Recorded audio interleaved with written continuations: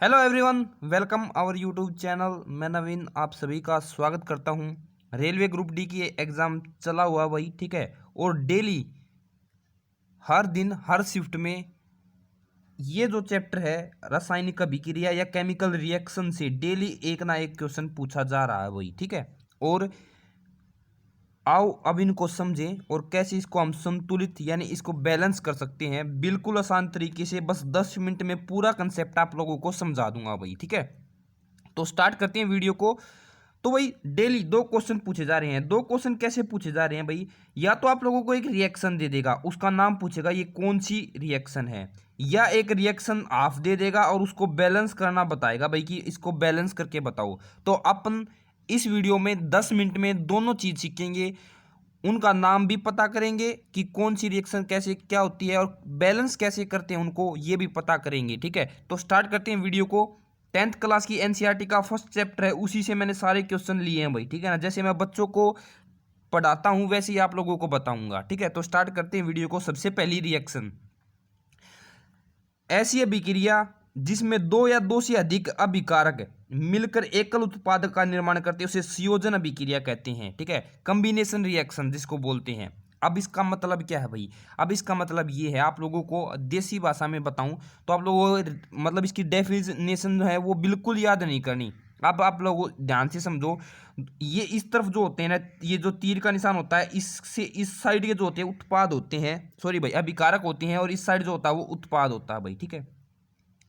तो जब भी दो कंपोनेंट यानी भाई एक ये वाला हो गया और एक ये वाला हो गया, ठीक है ना, कैल्शियम ऑक्साइड यानी बिना बुझा हुआ चूना और जल जब मिलेगा तो कैल्शियम हाइड्रोक्साइड बनाएगा, यानी क्या बनाएगा भाई? कैल्शियम हाइड्रोक्साइड यानी बुझा हुआ चूना बना देगा, ठीक है। जब दो जने मिलकर एक चीज बनाओगे उसको क्या कहेंगे? संयोजन कहेंगे भाई। दो जने मिलकर, ठीक है ना, और एक चीज बना देंगे उसने क्या कहेंगे? संयोजन अभिक्रिया कहेंगे। तो समझ गए भाई, दो चीज मिलकर जब एक चीज बनाते हैं तो उसको संयोजन कहते हैं। लेकिन अगर हमारे पास ऐसे आ जाए कि एक चीज जब टूट के, ठीक है ना, एक चीज को हम ऊष्मा हीट, ठीक है ना, या फिर भाई इलेक्ट्रिसिटी से या और किसी चीज से क्या कर दें भाई, दो या दो से अधिक चीजों में तोड़ दें तो उसको कहेंगे वियोजन। संयोजन में तो हम उनको जोड़ देंगे, संयोजन कर देंगे, जोड़ना भाई, ठीक है। और वियोजन में उसको तोड़ देंगे, ठीक है। वियोजन का मतलब होता है इंग्लिश में डिकम्पोजिशन, ठीक है ना।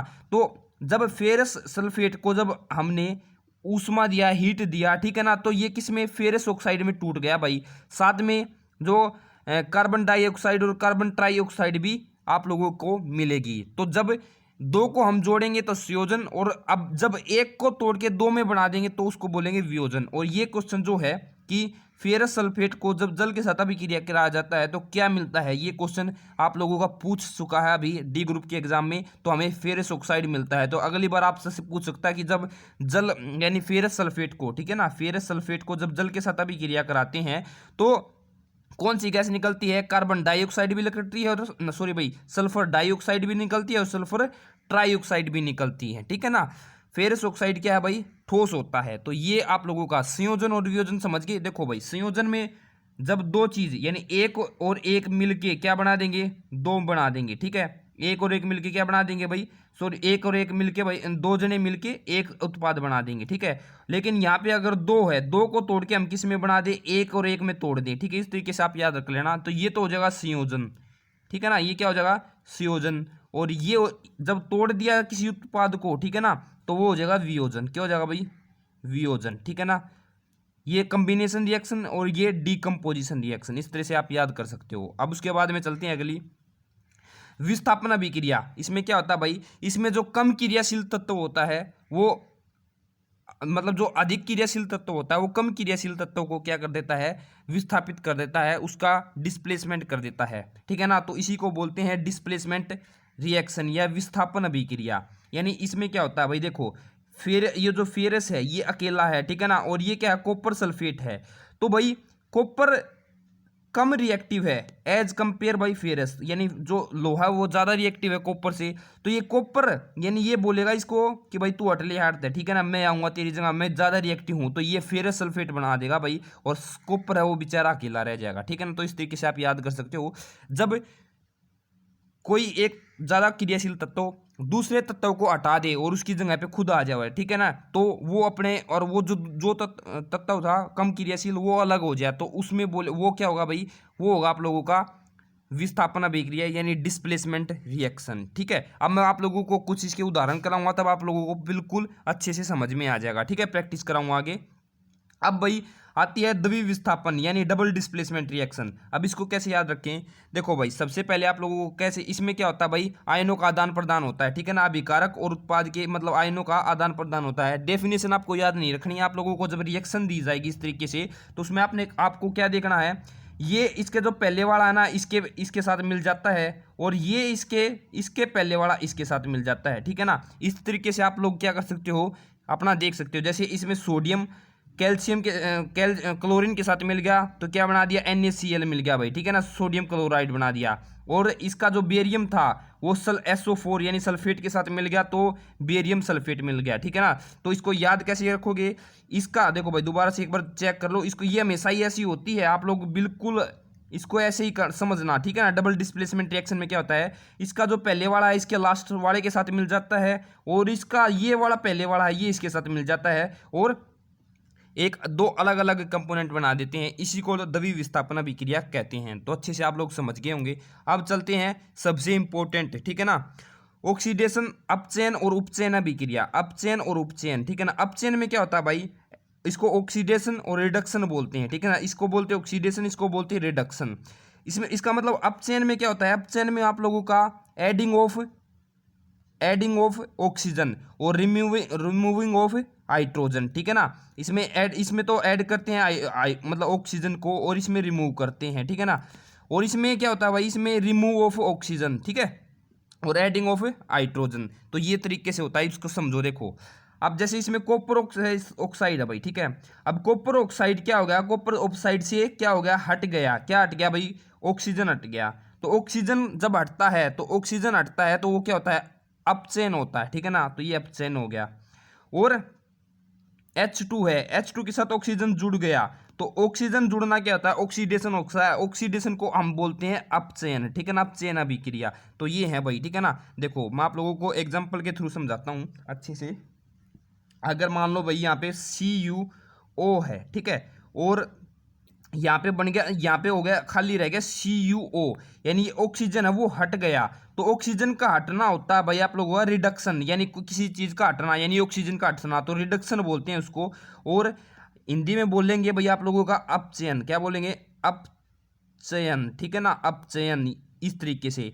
और अगर यहाँ पे मेरे पास में H2 है, हाइड्रोजन गैस है, लेकिन यहाँ पे मेरे साथ बन गया H2O, तो यहाँ पे ऑक्सीजन क्या होगा, इसके साथ जुड़ गया। तो यहाँ पे ऑक्सीजन का जुड़ना क्या कहलाता है भाई आप लोगों का, ऑक्सीजन का जुड़ना आप लोगों का उपचयन कहलाता है। क्या कहलाता है, उपचयन या ऑक्सीडेशन, ठीक है ना, ऑक्सीडेशन इंग्लिश में बोलते हैं। ऑक्सीडेशन एडिंग ऑफ आप लोगों का क्या होगा, ऑक्सीजन। तो इस तरीके से आप लोग समझ गए होंगे। इसकी पीडीएफ आप लोगों को नीचे टेलीग्राम ग्रुप में मिल जाएगी, वहां से जाके इसको देख सकते हो। अब कुछ रिएक्शनों के हम प्रैक्टिस करते हैं। तो पहली रिएक्शन है भाई, इसमें बताना आप लोगों को नाम बताना है, ठीक है, कमेंट करके बताओ जल्दी नाम क्या होगा।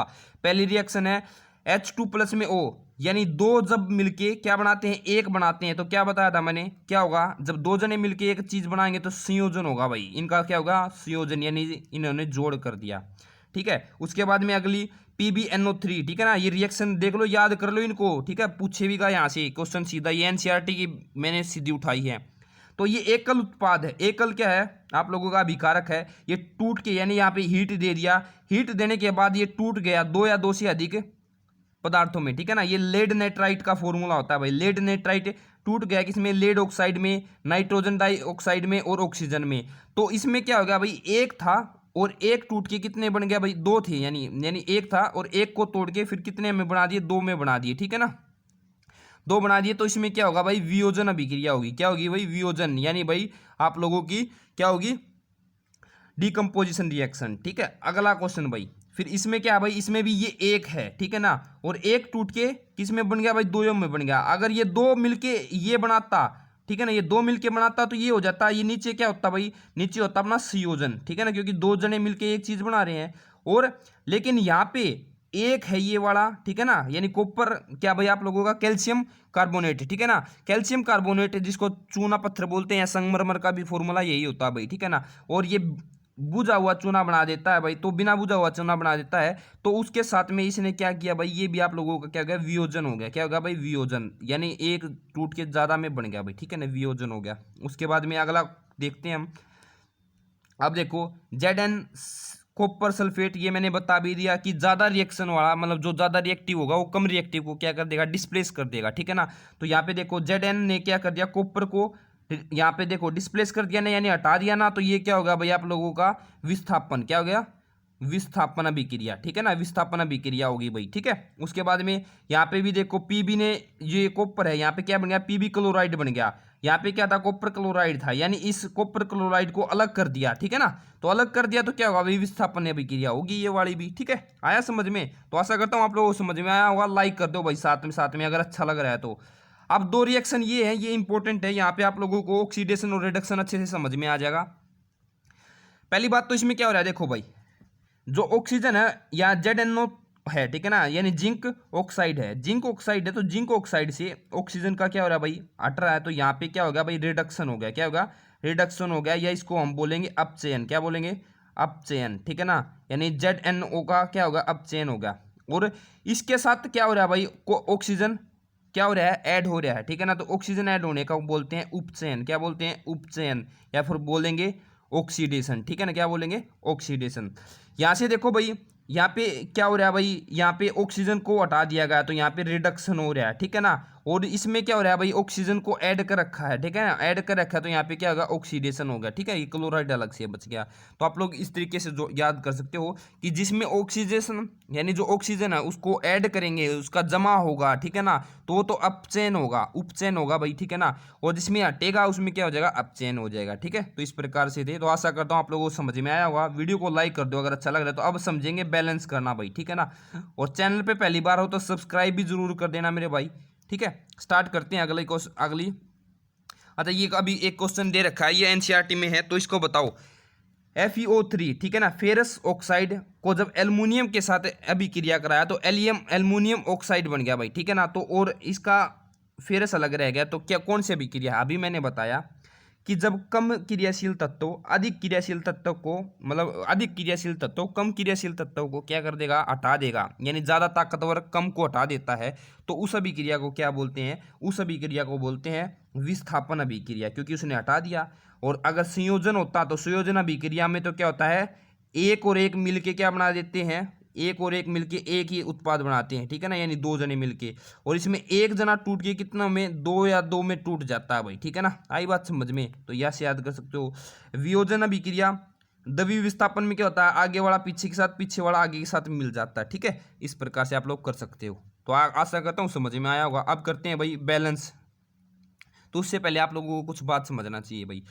द्रव्यमान के संरक्षण का नियम, ठीक है ना, ये क्या होता है भाई, द्रव्यमान संरक्षण का नियम क्या है, जब कोई पदार्थ एक अवस्था से दूसरी अवस्था में जाता है तो उसके द्रव्यमान में कोई चेंज नहीं होता, ठीक है। किसी भी रासायनिक अभिक्रिया में उत्पादकों के कुल द्रव्यमान अभिकारकों के कुल द्रव्यमान के बराबर होता है, ये बात याद रखनी है।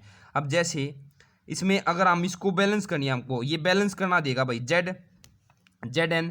तो यहाँ पे देखो Zn अकेला है, दोनों इकट्ठे, यहाँ पे भी Zn क्या है, अकेला है, ठीक है। उसके बाद में H2, ये H2 है, यानी दो हाइड्रोजन है, यहाँ पे भी H2 है। और सल्फेट S अकेला है, O के कितने चार अणु हैं, तो यहाँ पे S अकेला है और O के कितने अणु है, चार अणु है। तो ये क्या है, बैलेंस है भाई, बिल्कुल, ठीक है ना। तो इस तरीके से आपको बैलेंस करना है। आशा करता हूँ समझ में आ रहा होगा। अब करते हैं, ये कुछ रिएक्शन है, इनको हम क्या करेंगे, बैलेंस करेंगे, ठीक है। तो करते हैं बैलेंस, चलो भाई। HNO3, ठीक है ना, यहाँ पे देखो भाई मेरे पास में दो H है, ठीक है ना, कितने हाइड्रोजन है, दो हाइड्रोजन है, लेकिन दो हाइड्रोजन ये वाले हैं और दो हाइड्रोजन, एक हाइड्रोजन ये वाला है, ठीक है ना, उसके साथ दो ये हो रहा है, तो इसके साथ मल्टीप्लाई हो जाता है, दो ये हो गए, तो दो यहाँ पे, दो यहाँ पे, तो कितने हो गए, चार। और इन दोनों की मल्टीप्लाई कराओगे तो कितना हो जाएगा, चार। तो हाइड्रोजन कितने हो गए, चार हो गए, ठीक है ना। एन कितने है भाई, एन मेरे पास में यहाँ पे देखो, ये जो आगे लग जाता है ना, इसका मतलब क्या होता है, ये पूरे के साथ, यानी दो हाइड्रोजन हो गए, यहाँ पे दो एन हो गए और दो ऑक्सीजन, और ऑक्सीजन इसके साथ में तीन हो रहे हो, तीन दूनी कितना हो जाएगा, छः हो जाएगा, ठीक है। तो ये कितने हो जाएंगे, 6 हो जाएंगे। तो यहाँ पे देखो मेरे पास 2 N है, तो 2 यहाँ पे इसके साथ मल्टीप्लाई होगा तो 2 मेरे पास N भी यहाँ पे 2 हो गए, नाइट्रोजन भी, ठीक है। और ऑक्सीजन कितने हो गए, ऑक्सीजन देखो भाई मेरे पास में, तो ऑक्सीजन 3 दूनी कितना हो गया, ये 3 है और इस 2 की मल्टीप्लाई करा तो 6 हो गया, ठीक है, 6 ऑक्सीजन हो गए। और यहाँ पे देखो 3 दूनी कितने हो गए, 6 ऑक्सीजन हो गए, तो 6 ये भी ठीक है, ठीक है। कैल्शियम अकेला है, कैल्शियम यहाँ पे भी अकेला है, बिल्कुल ठीक है। और देखो ये और रह गया ना, ऑक्सीजन और रह गया, ऑक्सीजन की 2 इसके साथ मल्टीप्लाई कराएंगे तो मतलब दो ऑक्सीजन और हो गए, तो 2 यहाँ पे इसके आगे लगा हुआ है, तो इसके आगे लगा हुआ तो मतलब ये 2 इसके साथ भी मल्टीप्लाई होगा, इसके साथ भी मल्टीप्लाई होगा। यहाँ पे कितनी है ऑक्सीजन है, 2 ऑक्सीजन है। तो इस प्रकार से अपनी ये रिएक्शन है वो क्या पूरी तरह बिल्कुल ये आप लोगों की बैलेंस है। तो एक एक तत्व को देखना, आप लोगों ने एक एक एलिमेंट को बैलेंस करना है, ठीक है। इस तरीके से अगर आप करोगे तो आसानी से आपका हो जाएगा। देखो अगले है पहले 2Na, तो इसका मतलब क्या है, 2Na है, 2 सोडियम है यहाँ पे, तो इसमें देखो यहाँ पे 2Na2 है, बिल्कुल 2 यहाँ पे हो गए, ठीक है। ऑक्सीजन कितने हैं, ऑक्सीजन एक ऑक्सीजन ये वाला रहा और एक हाइड्रोजन। OH कितने हैं भाई, OH एक ही है, तो OH देखो पहले ऑक्सीजन देखो भाई, ऑक्सीजन एक ऑक्सीजन ये रहा, 4 यहाँ पे है, ठीक है ना, तो कितने हो गए टोटल 5 हो गए, तो 5 हो गए, तो 4 ऑक्सीजन तो ये रहे ये वाले, ठीक है, और एक ऑक्सीजन ये वाला रहा, तो कितने हो गए भाई 5 हो गए, ठीक है, बिल्कुल। और S यहाँ पे यानी सल्फर एक है, यहाँ पे भी सल्फर क्या है, एक है, तो ये वाला तो रिएक्शन हो गया बिल्कुल ठीक। H2, ठीक है ना, H2 यहाँ पे कितने हैं, 2 है, तो 2 तो ये हो गए, 2 और चाहिए, तो 2 देखो इसके सामने ये जाएगा 2, तो 2H ये होंगे ना, ठीक है, तो 2H ये हो गए, 2 दूनी कितना हो गया, 4 हो गया। तो ये वाला भी पूरा रिएक्शन आप लोगों का बिल्कुल ठीक है, आई बात समझ में। यहाँ पे NaCl दे रखा है, तो Na अकेला है, यहाँ पे भी Na क्या है भाई, अकेला है, ठीक है, इस प्रकार से। और Cl यहाँ पे अकेला है, तो यहाँ पे भी Cl क्या है, अकेला है, बिल्कुल ठीक है। Ag, ठीक है ना, जो सिल्वर जिसको सोना बोलते हैं, ये भी क्या अकेला है, ये भी अकेला है। और NO3 ये N अकेला है, O के साथ में कितने अणु, 3 है, तो N अकेला है, O के साथ में कितने अणु, 3 है, तो ये भी बिल्कुल सही है, ठीक है। अगला को देखो भाई, बेरियम, बेरियम क्या है भाई, अकेला है यहाँ पे, और बेरियम यहाँ पे भी क्या है, अकेला है, ठीक है। अच्छा क्लोरीन Cl2 है, तो यहाँ पे भी देखो इसके साथ में 2 लगा हुआ आगे, तो इसका मतलब क्या है, क्लोरीन के भी साथ 2 लगा हुआ है, ठीक है ना, तो क्लोरीन भी 2 है। और इसके बाद में H2 है यानी हाइड्रोजन 2 है, तो इसके साथ में लगा हुआ, तो इसका मतलब क्या है, हाइड्रोजन यहाँ भी 2 है। और उसके बाद में क्या है, सल्फेट SO4 है, यहाँ पे भी क्या SO4 है, तो इसका मतलब क्या है, ये बिल्कुल रिएक्शन है, ठीक है ना। ये मैं आप लोगों को समझाना चाहता था कि किस तरीके से हम बैलेंस कर सकते हैं, ये बिल्कुल देसी तरीका भाई, ठीक है ना, आई बात समझ में। अब जैसे ये कुछ क्वेश्चन है, इसको करते हैं। देखो Zn यहाँ पे क्या अकेला है भाई, ठीक है, तो Zn यहाँ पे भी क्या है, अकेला है, ठीक है। 2Ag, 2Ag है इसमें, तो यहाँ पे भी 2Ag है, ठीक है ना, ये भी ठीक है। अब ये 2 इसके साथ मिला हुआ है, तो 2 इस पहले इस n के साथ जाएगा, तो n के कितने अणु है, 2 हैं, तो n की यहाँ पे देखो 2 के साथ मल्टीप्लाई, ये ब्रैकेट में है, ब्रैकेट का बाहर जो 2 लगा हुआ है, तो इसका मतलब ये है कि इसके साथ भी ये रिएक्शन है 2, तो 2 मेरे n भी हो गए। और यहाँ पे देखो ऑक्सीजन के साथ कितने हैं, 3 है, और यहाँ पे बार लगा हुआ है 2, तो 3 की 2 से मल्टीप्लाई करा दी, कितना हो गया, 6 हो गया, यानी 6 अणु है। यहाँ पे देखो ये वाला 2, तो ये है, और इसके अणु ऑक्सीजन के कितने हैं, 3 है, तो 3 दूनी कितना हो गया, 6 हो गया। तो इस तरीके से भी आप लोग कर सकते हो। तो आशा करता हूँ आप लोगों को ये बिल्कुल से समझ में आया होगा, ठीक है। और ये आप लोगों बाकी आप लोग बताना कि आप लोगों को वीडियो कैसी लगी, ठीक है। ये पूरी रिएक्शन मैंने आप लोगों को बैलेंस करके दिखाई है, ठीक है। अगर आप लोगों को समझ में नहीं आया तो प्लीज़ कमेंट करके बताना, मैं एक वीडियो और बनाऊंगा, लेकिन जो रिएक्शन है वो तो आप लोगों को बिल्कुल याद हो गई होगी। थैंक यू, लव यू सभी को, राम राम, राधे राधे, ठीक है। बाकी फिर करेंगे भाई।